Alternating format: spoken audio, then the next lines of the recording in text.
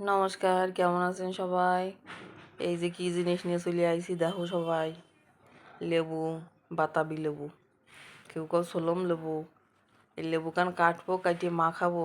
ওই বাজারে যেটা মাহাইয়ে বেচে সেটা মেরে মাখাবো আজকে। বাজারেও মাহানো দেখলেই তো গালে জল চলে আসে।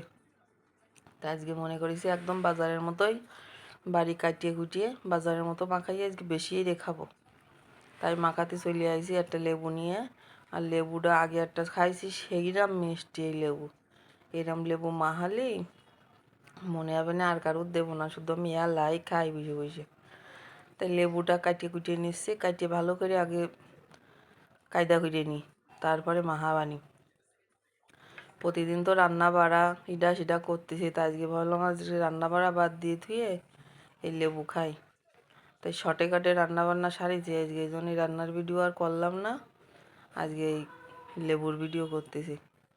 এই লেবু খাতে যা ভালো লাগে, মাখা খাতে আমরা মাখা, এই লেবু মাখা, দেশি ফলে সেই স্বাদ, একদম দেশি ফলে বেশি স্বাদ।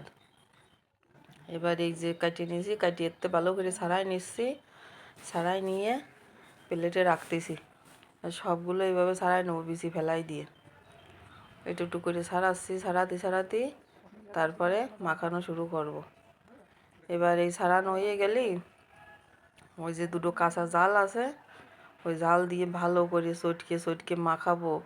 এ তো দেখে একেবারে গালে জল চলে আসছি, যে কতক্ষণে মাখা হবে সেই অপেক্ষায় শুধু বসে আছি। এদিকে ছাড়ানোও হচ্ছে না, দেরিয়ে যাচ্ছে। তো তাড়াতাড়ি হাত চালাই দেখি ছাড়াই নিয়ে কাঁচা জাল চটকে মাখাবো। আর কাঁচা জালের ঘিরান আর এই লেবু মাখা একদম একটা অসাধারণ স্বাদ। আর দিয়ে দিলাম খানিক কাসুন, চিনি দিলেও দিতে পারো, কিন্তু লেবুটা অত টক না, এই জন্য আর চিনি দিলাম না, মিষ্টি আছে। ভালো করে এই কাসুন দিয়ে লবণ দিয়ে আর দিলাম আছে কাঁচা ঝাল দুটো দিয়ে ভালো করে চটকে ভালো করে মাখায় নিচ্ছি। মাখাইয়ে এবার খাওয়ার পালা।